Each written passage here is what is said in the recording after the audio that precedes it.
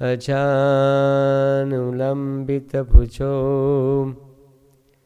कनकावदातो संकीर्तने कपितरो कमलायताक्षो विश्वम्भरो द्विजवरो युगधर्मपालो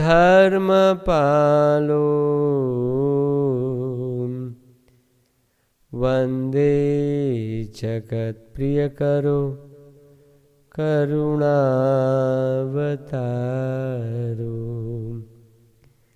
वन्दे जगत्प्रियकरो करुणावतारो वन्दे जगत्प्रियकरो करुणावतारो।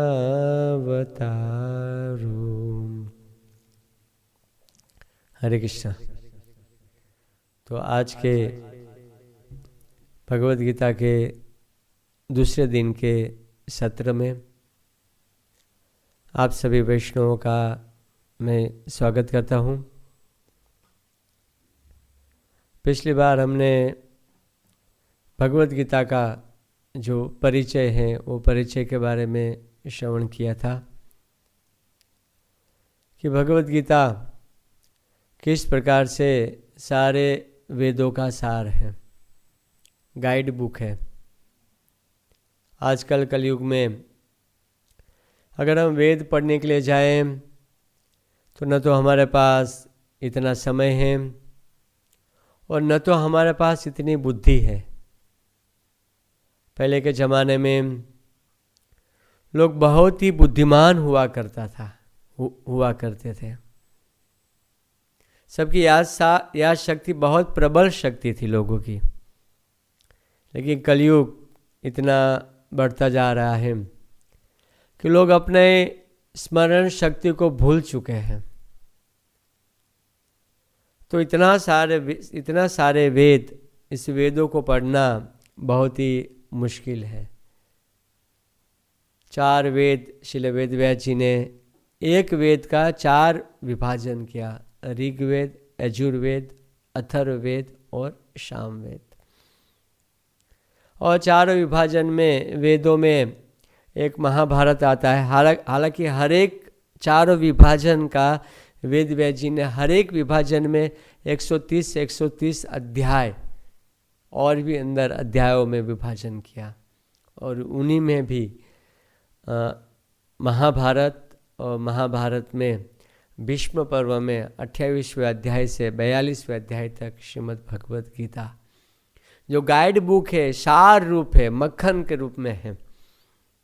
भगवद गीता सारे वेदों का सार है। अगर हम भगवद गीता का अध्ययन करते हैं तो हमें और कोई शास्त्र पढ़ने की आवश्यकता नहीं है। भगवान स्वयं गीता महात्म्य में वर्णन आता है कि एकम शास्त्रम, एकम मतलब एक ही शास्त्र है जो देवकी पुत्र गीतम, देवकी पुत्र भगवान श्री कृष्ण ने गाया हुआ गीत। भगवद गीता जो है वो भगवान ने गाया हुआ गीत है। स्वयं भगवान ने अपने मुखारविंद से भगवद गीता अर्जुन को कहा। तो एकम शास्त्रम देवकी पुत्र गीतम, केवल एक ही शास्त्र है जो देवकी पुत्र भगवान श्री कृष्ण ने जिनका उच्चारण किया है। तो कलयुग में हमारी ये जो बुद्धि है, प्राण अल्पायुष्य होने के कारण नाना प्रकार के शास्त्रों का अध्ययन करना हमारे लिए बहुत ही मुश्किल है। इसलिए हमें केवल हमें कलयुग में एक ही शास्त्र पढ़ना है। हालांकि अगर हम भागवत भी पढ़ सकते हैं, शिष्य भी पढ़ सकते हैं, तो भक्ति में शास्त्र बहुत सारे उनका हम अध्ययन करना है। लेकिन वेदों का अध्ययन करने की जरूरत नहीं। भगवद गीता जो है सारे वेदों का सार है। सारे वेदों का सार, छोटा सा बुक, 700 श्लोक है। और हमने ये भी बताया कि भगवद गीता मनुष्य शरीर मिला है तो हमें जिज्ञासा करना चाहिए। और जिज्ञासा में कहाँ पर करना चाहिए? जिज्ञासा मतलब हमें प्रश्न करना चाहिए, हमें हमारे जीवन के बारे में प्रश्न होना चाहिए। 3 प्रश्न प्रमुख होना चाहिए। मैं कौन हूँ, मेरा जीवन का लक्ष्य क्या है, और मैं दुखी क्यों हूँ। ये प्रमुख जो है 3 जिज्ञासाएँ जो है हमारे पास होना चाहिए। मनुष्य शरीर मिला है और इसी जिज्ञासा का समाधान जो है 3 प्रमाण है ज्ञान प्राप्त करने के लिए, प्रत्यक्ष प्रमाण, अनुमान प्रमाण और शब्द प्रमाण। शब्द प्रमाण जो है वेद है, भगवत गीता है, और गीता से जो हम ज्ञान प्राप्त करते हैं वो प्रामाणिक ज्ञान है। बहुत ही सुंदर रूप से हम इस विषय को, भगवत गीता का जो परिचय है, इसी परिचय को हमने विस्तार रूप से पिछली बार श्रवण किया था। अभी हम आज का जो सत्र की शुरुआत करते हैं कि भगवत गीता को हम कैसे समझें। सबसे बड़ा प्रश्न यही है, लोग कन्फ्यूज है कि भगवत गीता को हम कैसे समझें। पढ़ाई संसार में हम लोग देखते हैं कि लोग नाना प्रकार से कन्फ्यूज हो जाते हैं कि शास्त्र गीता कैसे समझे। लोगों के अंदर यही प्रश्न है, गीता को हम कैसे समझे। मुझे याद है मैं रिक्शा में बैठकर आ रहा था हमारे मंदिर में, तो एक रिक्शा वाले ने पूछा कि गीता को समझने का क्या उपाय है, कैसे मैं भगवत गीता को समझूं। तो भगवत गीता को कैसे समझे, भगवत गीता समझने के लिए हमें गुरु के पास जाना होता है। गुरु, लेकिन कौन गुरु? इस संसार में कौन ऐसा गुरु है जो भगवत गीता को हमें ठीक से समझाएंगे? वो हम आगे विस्तार से वर्णन करते हैं गुरु की योग्यता के बारे में। लेकिन अभी हम आपसे बताना चाहते हैं कि भगवत गीता समझने के लिए गुरु के पास जाना होता है।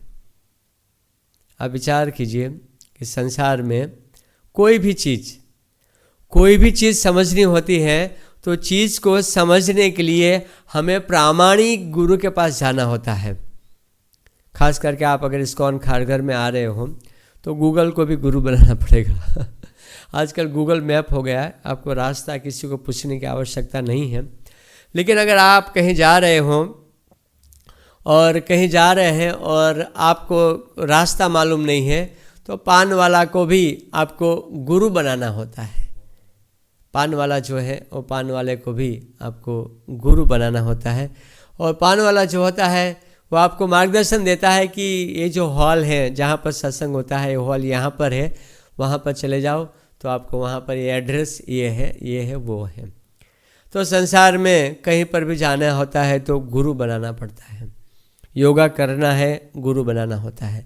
भौतिक शिक्षा, अगर हमें भौतिक शिक्षा प्राप्त करना होता है तो भी हमें गुरु बनाना होता है। स्कूल में जाना होता है, घर पे बैठ के आप भौतिक शिक्षा को प्राप्त नहीं कर सकते। तो इस संसार में हमें कोई भी कार्य करना होता है तो हमें गुरु बनाना होता है। वैसे ही अगर हमें इस भगवत गीता को समझने के लिए गुरु बनाना होता है। भगवान श्री चैतन्य महाप्रभु जगत में आए, उन्होंने गुरु बनाया। भगवान श्री कृष्ण यहाँ पर नाना प्रकार की लीलाएं संपन्न की, भगवान ने गुरु बनाया। तो भगवत गीता समझने के लिए हमें गुरु के पास जाना होगा। जैसे हम गुरु के पास जाते हैं तो हमें गुरु के माध्यम से हम भगवत गीता को समझ सकते हैं। बहुत सुंदर एक कथा है कि 2 शिष्य जो थे वो गुरु के पास कुछ सीखने के लिए गए थे, हारमोनियम सीखने के लिए गए। दोनों बहुत ही बुद्धिमान थे, लेकिन एक शिष्य जो था वो पहले से हारमोनियम कहीं पे सीख रहा था और दूसरा जो था वो बिल्कुल नया, उनको हारमोनियम क्या है कभी खोला भी नहीं था। तो दोनों गुरुजी के पास गए और गुरुजी के पास जाकर कहते हैं कि हमें हारमोनियम सीखना है। तो पहले वाले से कहा 300 रुपया और जो सीखा हुआ था उनसे कहा 300 रुपया और जो दूसरा वाला था उससे कहा 200 रुपया। दोनों तभी तो कुछ बोले नहीं, दोनों ने रजिस्टर कर लिया, फॉर्म वगैरह भर दिया। बाहर आकर दोनों आपस में बातें करते हैं कि ऐसा क्या हुआ कि हमें जो है 200 कहा मुझे और आपको 300 कहा। वो 300 वाला विचार करता है कि मुझे तो हारमोनियम बजाना आता है और मुझे 300 क्यों कहा, मुझे ऊपर से 100 रुपया होना चाहिए, कम होना चाहिए। जिसको आता है उसको ज़्यादा, जिसको नहीं आता है उसको कम। तो वापस दोनों गुरुजी के पास गए, बोले गलती हो गई, हो सकता है जिसको नहीं आता है उसको 300 लेना था और जिसको आता है उसका 200 लेना था, कुछ गलतियाँ हो गई। तो वापस दोनों गुरुजी के पास गए, बोले गुरुजी ऐसा क्या बात है कि मुझे आता है फिर भी मुझे 100 रुपया ज़्यादा देना पड़ रहा है।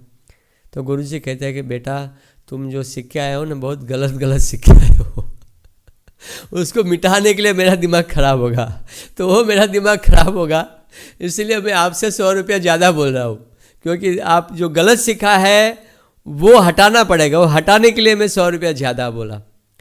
तो गुरु के पास जाना होता है, तो गुरु के लिए हमें प्रामाणिक गुरु को हमें चुनना होता है। गुरु की भी नाना प्रकार की योग्यता है, वो हम आगे समझेंगे, लेकिन भगवत गीता समझने के लिए एक मूल वस्तु है, हमें प्रामाणिक गुरु के पास जाना होता है। हमारे गुजरात में कहते हैं कि झाड़ बिना पान नहीं, गुरु के बिना ज्ञान नहीं। अगर पेड़ नहीं है तो पत्ता नहीं होता है, और गुरु नहीं होता है तो ज्ञान नहीं होता है।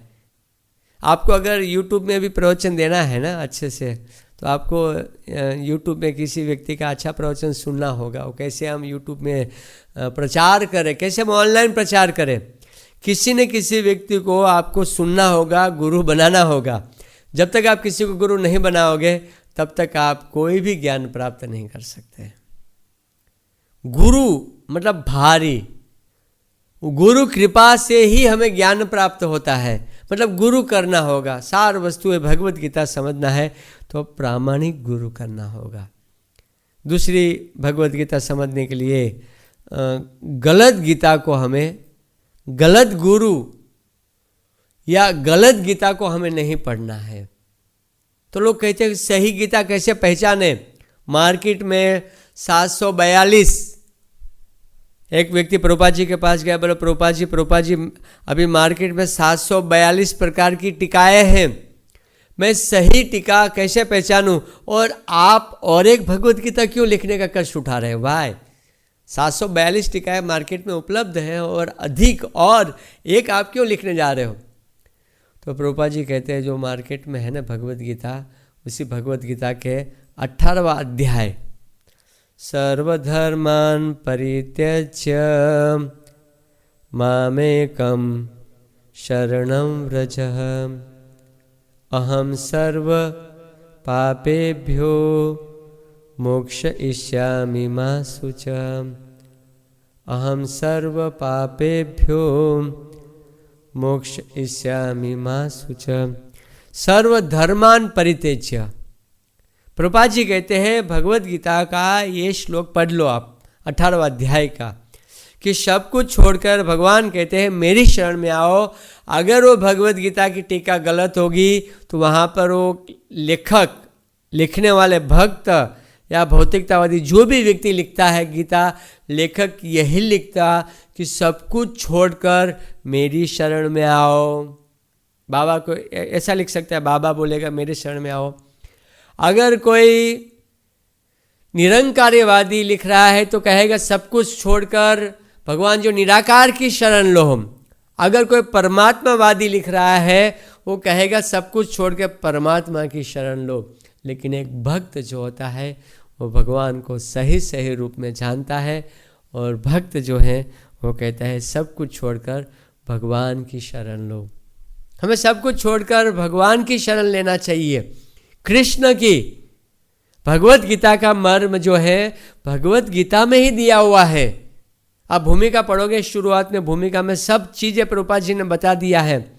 कोई भी औषधि आप पढ़ोगे इस संसार में तो वो औषधि है हमें कैसे ग्रहण करनी है, कैसे लेनी है। आपने पेट साफ करने की दवाइयाँ ले ली और आपने 1-2 गोली ज़्यादा खा ली तो आप टॉयलेट में बैठे रहोगे। तो कोई औषधि ले रहे हैं तो औषधि का जो डब्बा बॉक्स होता है, डब्बा के ऊपर लिखा होता है कि औषधि कैसे लेनी है। वैसे भगवत गीता आपको समझना है तो भगवत गीता की भूमिका में पहले क्लियर कहा है, भगवत गीता का जो मर्म है, सार है, भगवत गीता की भूमिका में दिया है। कृष्ण जो है भगवान है, कृष्ण को भगवान के रूप में स्वीकार करना होगा। जब तक आप कृष्ण को भगवान के रूप में स्वीकार नहीं करते हैं तब तक आप भगवत गीता को सही रूप में नहीं समझ सकते। भगवत गीता का मर्म है कि आप कृष्ण को भगवान के रूप में स्वीकार करो। क्योंकि भगवत गीता की शुरुआत में क्या श्लोक आता है? शुरुआत में भगवान कहते हैं, भगवान उवाच, भगवान उवाच क्या होता है, क्या आता है? भगवान उवाच। फिर कहाँ से आ जाएगा शिव परमात्मा उवाच, परमात्मा उवाच, निरंकारी बाबा उवाच? कहाँ से आ जाएगा निरंकार उवाच? भगवान उवाच क्लियर कहा है, कृष्ण जो है वो बोल रहा है। वहाँ पे वक्ता जो है कृष्ण है और कृष्ण को भगवान के रूप में स्वीकार किया जा रहा है। और वहाँ पर लिखा है कि भगवान उवाच, कृष्ण बोल रहा है, तो वहाँ पर उसके कृष्ण के हृदय से परमात्मा बोल रहा है, शब्द कहाँ से आ जाएगा? जरा विचार कीजिए आप। इसलिए भगवत गीता का जो मर्म है भगवत गीता में दिया हुआ है। आप इंट्रोडक्शन में आप पढ़ सकते हैं, जिसमें लिखा है कि हमें भगवत गीता को हमें कैसे समझना है। तो भगवत गीता समझने के लिए हमें गुरु के पास जाना होता है और गुरु की कृपा से हम लोग भगवत गीता को समझ सकते हैं। गुरु जो है, कौन गुरु है? वाई इस जगत में गुरु कौन है? गुरु की मार्केट लगी है इस जगत में। नाना प्रकार के गुरु है संसार के अंदर। जैसे मार्केट में कपड़े मिलते हैं ना नाना प्रकार के, तो इस प्रकार से गुरु के भी मार्केट हुआ है। नाना कोई आप टेलीविज़न चालू करोगे दाढ़ी वाले बाबा मिल जाएगा, कोई लंबे बाल वाले, कोई लंबी दाढ़ी वाले, कोई सर नीचे पैर ऊपर, कोई सेविंग करके, नाना प्रकार के व्यक्ति भक्त मिल जाएंगे आपको भगवत गीता के बारे में बताने के लिए। लेकिन वास्तव में गुरु कौन है? वास्तव में गुरु की क्या योग्यता है? भक्तों, इस भगवत गीता में गुरु की योग्यता हम अंत में समझते हैं कि गुरु की क्या योग्यता है। लेकिन खास करके हमें गुरु की जो है 4 योग्यता है, जो है प्रमुख है, जो गुरु की है। भगवत गीता समझने के लिए हमें प्रामाणिक गुरु के पास जाना होता है और प्रामाणिक गुरु जो है वो हमें भगवत गीता का सही रूप में उपदेश प्रदान करते हैं। गुरु की जो है पहली योग्यता है, गुरु संप्रदाय में होना चाहिए। भगवान भगवत गीता का धर्म का प्रचार करने के लिए 4 संप्रदाय के माध्यम से भगवान जो है धर्म का प्रचार करते हैं। श्री संप्रदाय, रुद्र संप्रदाय और 4 कुमार संप्रदाय। 4 संप्रदाय हैं जिनके माध्यम से भगवान जो हैं धर्म का प्रचार करते हैं। 4 संप्रदाय, श्री संप्रदाय, रुद्र संप्रदाय, 4 कुमार संप्रदाय और ब्रह्म मध्व गौड़ीय संप्रदाय। तो अगर हमें भगवत गीता और भक्ति, भगवान का भक्ति करनी है तो हमें भक्ति के लिए 4 संप्रदाय में से किसी भी एक संप्रदाय में हमें दीक्षा लेना होता है, 4 में से किसी भी एक में। तो अगर कोई व्यक्ति गुरु बनना चाहता है तो उनको गुरु बनने के लिए 4 संप्रदाय में से किसी भी एक संप्रदाय में वो व्यक्ति को गुरु बनाना होता है। देखिए, बिना संप्रदाय से धर्म का प्रचार नहीं कर सकते, बिना संप्रदाय से हम दीक्षा ग्रहण नहीं कर सकते। अगर हमने प्रामाणिक संप्रदाय से अगर किसी ने दीक्षा नहीं लिया है, वो प्रामाणिक गुरु नहीं बन सकता है। क्योंकि आजकल भी हम देखते हैं कि इस संसार में नाना प्रकार से हमें भौतिक ज्ञान प्राप्त करना है तो गवर्नमेंट, सरकार माननीय स्कूल में या कॉलेज से ऑथोराइज सर्टिफिकेट हमारे पास होना चाहिए। केवल आप प्राइवेट स्कूल में पढ़कर टीचर, गवर्नमेंट टीचर नहीं बन सकते। आपको गवर्नमेंट टीचर बनना है तो पहले से गवर्नमेंट स्कूल में पढ़ना होता है, तभी आप गवर्नमेंट टीचर जो है वो बन सकते हैं। भक्तों, वैसे ही अगर हमें प्रामाणिक गुरु बनना होता है तो गुरु की पहली योग्यता है कि उनको 4 संप्रदाय से किसी भी संप्रदाय में दीक्षा शिक्षा लेना चाहिए। श्री संप्रदाय, श्री रामानुजाचार्य श्रीरंगम में हम जाते हैं, श्री संप्रदाय श्रीरंगम में 4 कुमार संप्रदाय, ब्रह्म संप्रदाय और रुद्र संप्रदाय, वो चारों संप्रदाय जो आजकल वर्तमान में चारों संप्रदाय के माध्यम से धर्म का प्रचार किया जाता है। और कोई कोई संप्रदाय हैं कहीं न कहीं तक सीमित है। रुद्र संप्रदाय, ब्रह्म संप्रदाय, रुद्र संप्रदाय, 4 कुमार संप्रदाय और श्री संप्रदाय। तो रुद्र संप्रदाय है वो गुजरात में उनका प्रचार होता है। 4 कुमार संप्रदाय है जो वर्तमान में थोड़ा लुप्त हो गया है। और चारों संप्रदाय के 4 आचार्य हुए, जैसे लक्ष्मी जी के माध्यम से भगवान प्रचार करते हैं, शिव जी के माध्यम से, और 4 कुमार के माध्यम से, और ब्रह्मा जी। भगवान ने चारों अपने भक्तों को चॉइस किया और चारों भक्तों के माध्यम से भगवान जो है धर्म का प्रचार करते हैं। फिर कभी हम इस संप्रदाय के बारे में विस्तार से समझेंगे, लेकिन मैं इतना कहना चाहता हूँ कि गुरु बनने के लिए 4 संप्रदाय में से किसी भी एक संप्रदाय में हमें दीक्षा लेना होता है। गुरु बनने की दूसरी योग्यता है इंद्रियों पर काबू होना चाहिए। हमारी ये जो इंद्रियां है, इंद्रियों पर काबू होना चाहिए। इंद्रियां जो है उसको काबू किए बिना कोई व्यक्ति गुरु नहीं बन सकते हैं। हमारे भक्ति में प्रवेश करने के लिए श्रील रूप गोस्वामी पाद कहते हैं कि द्वार के रूप में कहते हैं उपदेशामृत, और उपदेशामृत की शुरुआत में ही रूप गोस्वामी पाद बहुत सुंदर कहते हैं, वाचो वेगम मनसः क्रोध वेगम, वाचो वेगम मनस क्रोध वेगम। रूप गोस्वामी पाद कहते हैं भक्ति में प्रवेश करने के लिए ये 6 इंद्रियों को हमें कंट्रोल करना होता है। तो गुरु बनने के लिए हमारी एक योग्यता है, ये योग्यता है कि हमारी इंद्रियां जो है निग्रह करना होता है, इंद्रियों को कंट्रोल करना होता है। तो इंद्रियों को कंट्रोल कैसे करें? भगवान का नाम जप के, भगवान का भक्त बन के। जब तक हम भगवान का भक्त नहीं बनते हैं तब तक हम अपनी इंद्रियों को कंट्रोल नहीं कर सकते हैं। भक्त बनना होता है तो गुरु बनने की तीसरी योग्यता है हमें भगवान का भक्त बनना होगा। जब हम भगवान का भक्त बनते हैं तभी हम गुरु बन सकते हैं। भगवान ने अर्जुन से, भगवान कहते हैं अर्जुन भक्त से मी सखा चेती रहस्य में तद उत्तमम, तुम मेरे भक्त हो, मेरे सखा हो, इसीलिए ये भगवत गीता का मैं तुम्हें उपदेश दे रहा हूँ। भक्त से मी सखा चेती, तुम मेरे भक्त हो, सखा हो। बिना भक्त बने हम भगवत गीता को नहीं समझ सकते। और भक्त बनते हैं तो हमारी इंद्रियों का निग्रह होता है। भक्तों, मुझे याद है मैं जब छोटा था ना, तो हमारे गांव में, हमारे बाजू में एक कथाकार रहता था। गांव में ही हमारे घर के बाजू में बहुत सुंदर कथा करता था वो। और कथा करता था तो गांव के सभी लोग उनकी कथा सुनने के लिए आते थे, हम भी जाते थे। लेकिन उसकी पत्नी कभी भी उसकी कथा में नहीं जाती थी, पत्नी नहीं जाती थी। लेकिन पड़ोस की स्त्रियों ने उनसे कहा कि माता जी आप भी आइए, आप क्या आइए, आपके प्रभु जी बहुत सुंदर कथा करते हैं, आप भी आइए, आप भी आइए। तो अंततः एक दिन उसकी पत्नी जो थी उनकी कथा में चल गई। पत्नी चल गई कथा सुनने के लिए।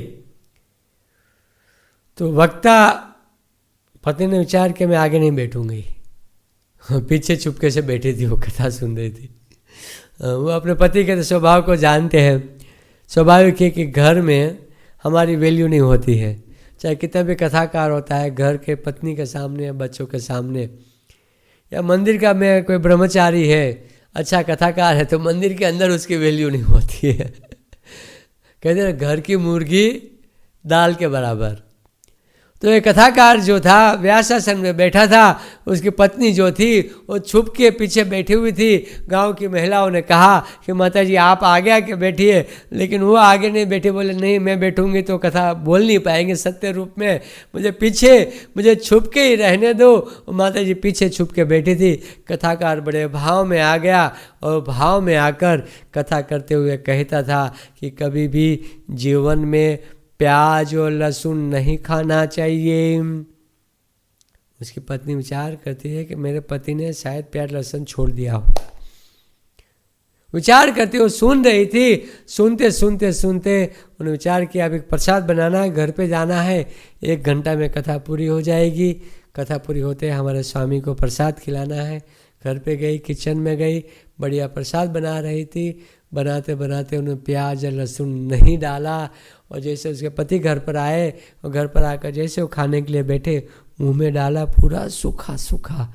अरे बोले भाग्यवान, ऐसा प्रसाद कैसे बनाया आपने? ऐसा आपने प्याज लहसुन नहीं डाला, उसमें सूखा सूखा लग रहा है। तो उसकी पत्नी कहती है कि आज मैं आपके लेक्चर में आई थी, आज मैं आपकी कथा में आई थी, आपने बताया कि प्याज लहसुन नहीं खाना चाहिए। आपने बताया, मैं क्या करूं, मैंने नहीं डाला। आपने बताया, मैंने नहीं डाला। तो उसके पति जो थे वो हल्के से कहते हैं कि प्रिय, ये जो प्याज लहसुन खाना नहीं खाना कथा में जो उपदेश दिया जाता है ना, वो हमारे लिए थोड़ा है। कथा सुनने के लिए जो आते हैं उन्हीं लोग के लिए है, हम तो खा सकते हैं। हरे कृष्णा कृष्णा कृष्णा हरे हरे, हरे राम राम राम हरे हरे। कहने का तात्पर्य है कि हमारा जो आचरण जो है, आचरण अच्छा होना चाहिए। जो बोलते हैं, जो हम बोलते हैं वो आचरण होना चाहिए। अगर हमें वक्ता बनना है, भक्त बनना है भगवान का, तो हमारा आचरण जो है बहुत ही अच्छा आचरण होना चाहिए। तीसरी योग्यता है भगवत गीता गुरु बनने के लिए भगवान का भक्त होना चाहिए। और चौथी योग्यता है कि अपने आप को भगवान मानता हुआ नहीं होना चाहिए। अपने आप को भगवान मानता हुआ नहीं होना चाहिए। अगर गुरु अपने आप को भगवान मानता है, वो गुरु नहीं बन सकता है, क्योंकि भगवान अलग व्यक्ति है और गुरु अलग व्यक्ति है। गुरु जो है भगवान का प्रतिनिधि है, गुरु भगवान नहीं है। गुरु जो है भगवान का प्रतिनिधि है, गुरु भगवान नहीं है। लेकिन वर्तमान में कलयुग इतना बढ़ता जा रहा है कि गुरु जो है भगवान का स्थान ले लेता है। मुझे याद है, मैं वाशी में भगवत गीता विचरण करने के लिए इसी दिसंबर में गया था, मार्च महीने में 2013 में। और जब भगवत गीता विचरण कर रहा था वाशी में, तो वहाँ पर गुरुजी कथा कर रहे थे। 10,000 लोग आए थे। कितने? 10,000। तो गुरुजी क्या बता रहे थे? और जितने भी शिष्य थे वो गुरुजी को साक्षात परब्रह्म मान रहे थे, भगवान ही मान रहे थे। देखिए, गुरु ने जो भगवान का स्थान ले लिया था, हमें बहुत ही दुख लग रहा था। प्रभुपाद जी ने इस बात को कभी स्वीकार नहीं किया। प्रभुपाद जी कहते थे मेरी सेवा कृष्ण के समान करो, मैं उनका प्रतिनिधि के रूप में करो, लेकिन भगवान के रूप में नहीं। आप चाहे तो गुरु, प्रामाणिक गुरु की सेवा भगवान की तरह कर सकते हैं, लेकिन भगवान के रूप में नहीं कर सकते। गुरु जो है भगवान का एक प्रतिनिधि है, एक पोस्टमैन है। भगवान के धाम से एक दिव्य संदेश लेकर आए हुए हैं गुरु जी, भगवान का प्रतिनिधि है वो। गुरु जो है भगवान का प्रतिनिधि है, और लेकिन वो भगवान नहीं है। आप याद कर करके देख लीजिए, जिन जिन गुरुओं ने भगवान का स्थान लिया है उनकी हालत क्या है। एक समय की बात है कि भक्ति सिद्धांत सरस्वती गोस्वामी महाराज रास्ते में चलते हुए जा रहे थे। जब वो रास्ते में चलते हुए जा रहे थे तो उन्होंने एक बिच्छू होता है, बिच्छू पड़ा हुआ देखा, लेकिन वो जो बिच्छू जो था उनको हजारों कीड़े चींटियाँ काट रही थी।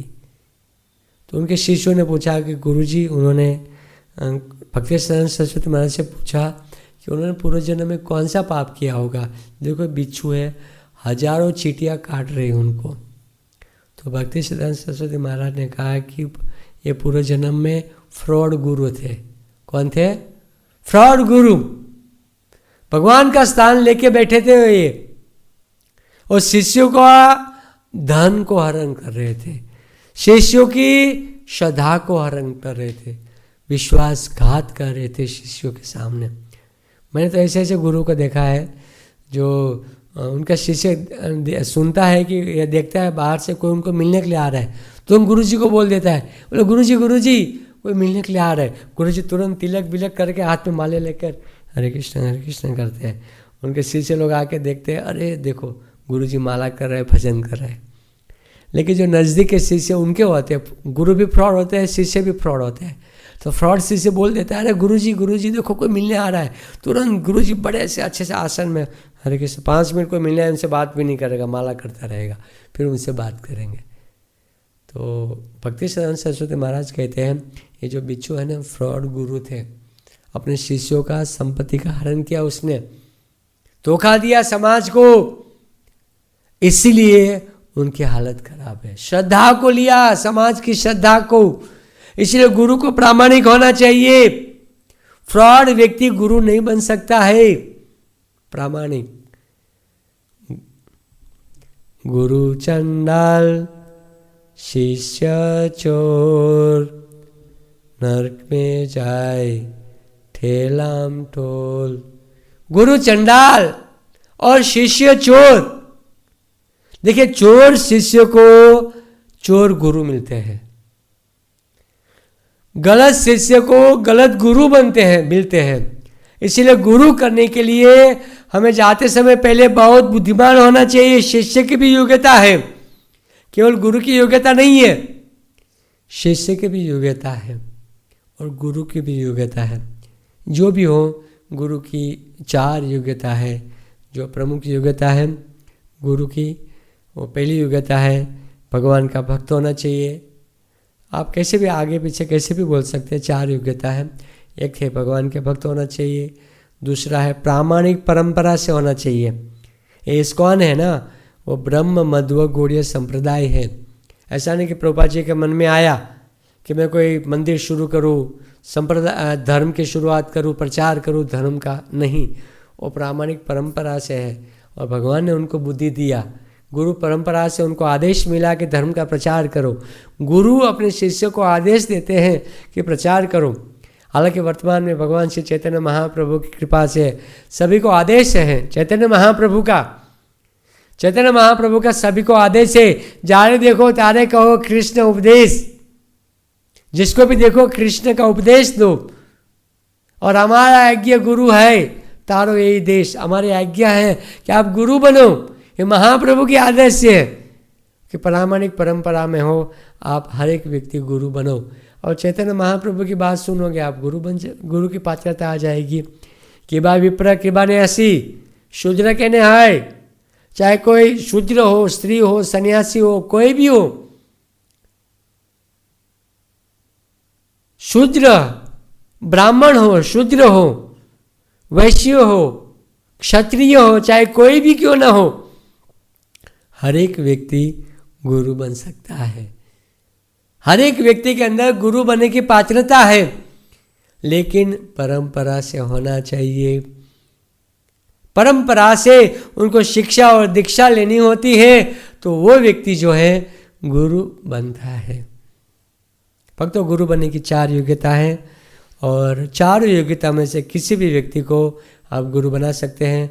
अगर आप लोग प्रश्न करोगे, प्रभु जी मैंने तो जिस गुरु से दीक्षा लिया है वो प्रामाणिक परंपरा से है ही नहीं, तो क्या मैं गुरु जी का त्याग करूं?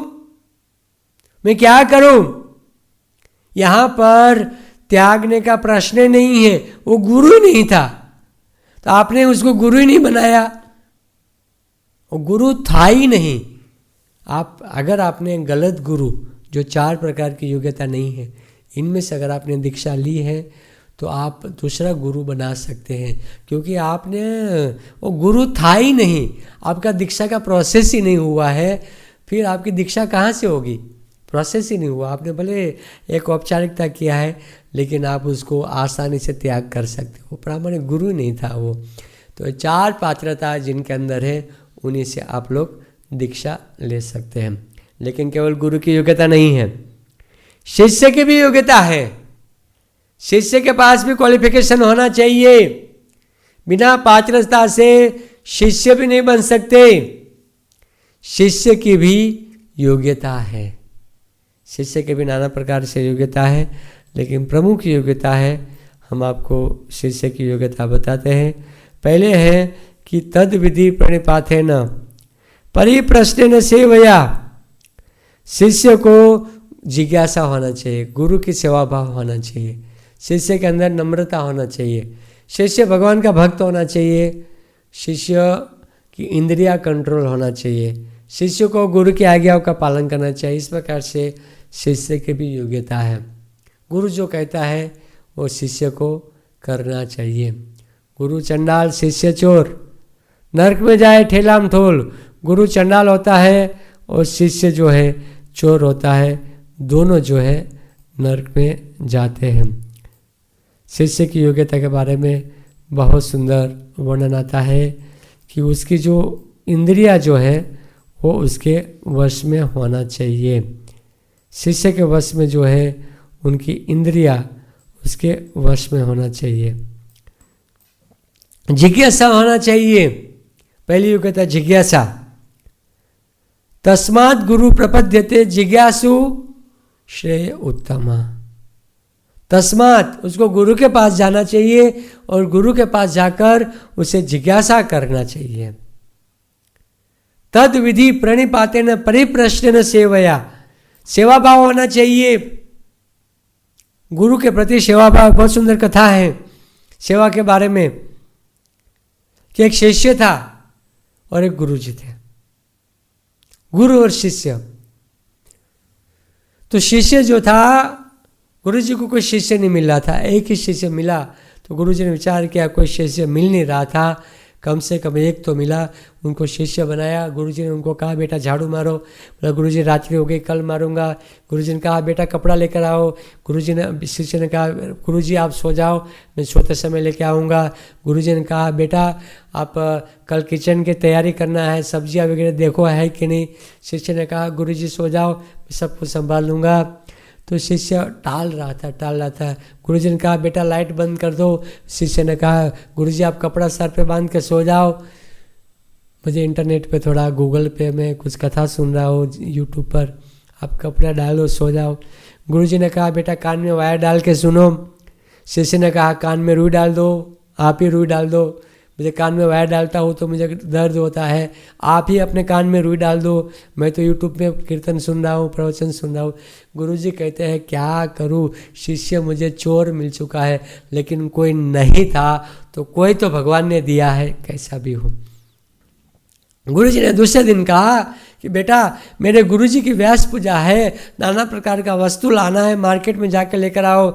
शिष्य ने कहा गुरुजी आप तो जानते हैं मुझे बहुत महंगा दे देते हैं, मुझे पढ़ा लिखा नहीं हूँ, आप ही जाओ। गुरुजी कहते हैं क्या करूँ।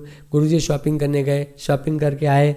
गुरुजी ने कहा बेटा सब्जी काटो। शिष्य ने कहा कि देखो मेरा हाथ में लगा हुआ है, कल ही काटते काटते लग गया था, आप ही सब्जी काटो। गुरुजी ने कहा बेटा मेहमान आ रहा है, मुझे उसका स्वागत करना है, आप किचन में जाओ। बोले गुरुजी आपको जानता है, मुझे आप तो जानते हैं मुझे मिर्च मसाला डालने आता नहीं है, आप ही किचन में रहो, आप ही कुकिंग करो। अगर मैं तेल ज़्यादा डाल दूंगा, घी ज़्यादा डाल दूंगा, नमक ज़्यादा डाल दूंगा, पूरा उत्सव खराब हो जाएगा। गुरुजी विचार करते हैं क्या करूं, शिष्य ऐसा नालायक मिला है।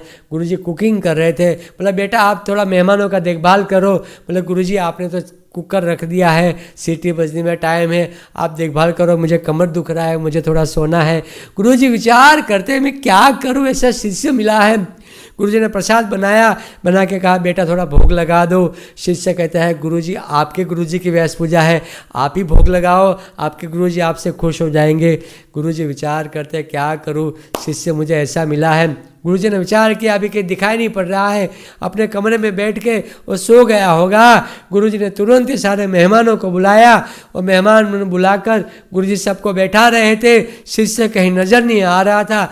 गुरुजी हल्के से बोलना शुरू किया, महाप्रसादे गोविंदे नाम ब्राह्मणे वैष्णवे। जैसे गुरुजी ने बोला महाप्रसादी गोविंदे, मेहमानों को बैठाया था, उसको खड़ा करके शिष्य प्रसादम की प्लेट लेकर सबसे आगे हाथ जोड़ के महाप्रसादे बोल रहा था। गुरुजी विचार करते ओ हो क्या करूं, ऐसा मुझे शिष्य मिल गया है। गुरु चंडाल शिष्य चोर, नरक में जाए ठेला मटोल। शिष्य बड़ा बुद्धिमान होना चाहिए, जो कहे वो करना चाहिए। अपना दिमाग लगा के गुरुजी को परेशान नहीं करना चाहिए। नम्रता होना चाहिए, जिज्ञासु होना चाहिए, सेवा भाव होना चाहिए और शिष्य को भगवान के नाम का जप करना चाहिए। दीक्षा ले लिया क्या हो गया, दीक्षा लेने से कुछ होता नहीं है। लोग दीक्षा ले लेते लेकिन माला नहीं करते। भक्त बनना होगा, भगवान के नाम का जप करना होगा। भक्त और भी गुरु शिष्य के बारे में बहुत कुछ कहने के लिए है, लेकिन हमारे पास समय का अभाव है। मैं बहुत ही धन्यवाद देता हूँ कि आप सब लोग सुन रहे हैं। और आज हमारा ये जो पहला टॉपिक है भगवत गीता का जो परिचय है, इस टॉपिक को हम यहाँ पे पूर्ण करते हैं। और वापस हम लोग सुनेंगे कि भगवत गीता का जो विषय वस्तु है, दूसरा कि आत्मा।